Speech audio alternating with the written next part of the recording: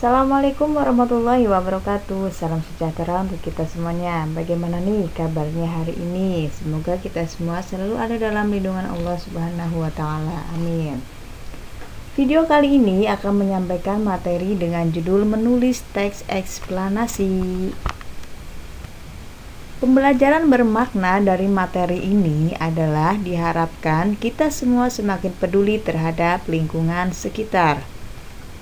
Tujuan penulisan teks eksplanasi adalah untuk menjelaskan proses terciptanya sesuatu yang terjadi secara alamiah atau proses bekerjanya fenomena alam maupun sosial. Sebelum kita membuat sebuah teks, alangkah baiknya kita harus memperhatikan langkah-langkahnya. Karena di sini adalah materinya teks eksplanasi, berarti yang perlu kita perhatikan adalah langkah-langkah dalam menulis teks eksplanasi. Langkah-langkah dalam menulis teks eksplanasi yang pertama itu adalah menentukan topik. Apa itu topik? Topik adalah suatu isu atau pokok persoalan yang sifatnya masih umum dan abstrak.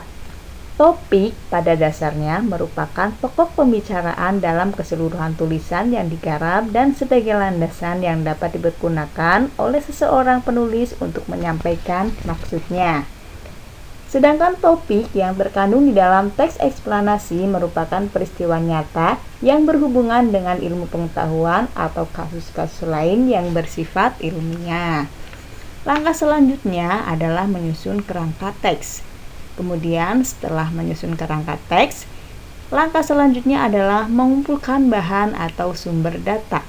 Untuk bahan atau sumber data ini bisa diperoleh dari buku, internet, dan lain sebagainya.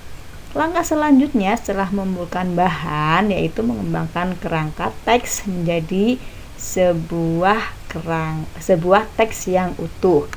Setelah itu langkah yang terakhir adalah menyunting. Apa itu menyunting? Menyunting adalah kegiatan mengoreksi apakah tulisan kita itu sudah sesuai dengan struktur dan kaidah kebahasaan daripada teks tersebut atau belum. Apakah tulisan kita itu ejaannya sudah sesuai dengan Puebi atau belum? Seperti itu. Selanjutnya, untuk pola pengembang di dalam teks eksplanasi yaitu ada dua. Yang pertama adalah pola pengembang kronologis. Yang kedua adalah pola pengembang kausalitas. Apa itu pola pengembang kronologis? Pola pengembang kronologis atau proses itu adalah catatan peristiwa atau kejadian dari awal sampai akhir yang diurutkan berdasarkan waktu, konjungsi yang digunakan, kemudian setelah itu selama, saat, dan selanjutnya. Untuk pola pengembang kausalitas sebab akibat itu merupakan sesuatu yang bersifat menyebabkan suatu kejadian atau peristiwa. Konjungsi yang digunakan karena, sebab itu, agar, supaya, dan karenanya. Nah, di sini ada contoh kerangka teks. Nah, dengan judul Tanah Longsor. Jadi sebelum kalian membuat sebuah tulisan, ya alangkah baiknya kalian harus membuat kerangkanya terlebih dahulu. Tujuannya apa sih kita membuat kerangka teks sebelum menulis teks? Tujuannya adalah mempermudah kita dalam menulis sebuah teks seperti itu. Di sini ada contoh dengan judul Tanah Longsor. Nah, sebelum kita membuat teks dengan judul Tanah Longsor, kita cari dulu nih penyebabnya itu apa saja. Nah, di sini sudah ada untuk penyebab daripada tanah longsor. Penyebabnya adalah gravitasi, kemudian lereng yang curam, gunung berapi, erosi, hujan lebat, lereng dari bebatuan yang diperlemah melalui saturasi. Nah, setelah kita menyusun kerangka teks, langkah selanjutnya adalah mengembangkan kerangka teks menjadi teks yang utuh. Nah, ini adalah contoh teks yang utuh dari kerangka yang tadi dengan judul tanah longsor. Saya bacakan terlebih dahulu ya. Tanah longsor adalah suatu peristiwa geologi yang terjadi karena pergerakan massa batuan atau tanah dengan berbagai tipe dan jenis, seperti jatuhnya bebatuan atau gumpalan besar tanah.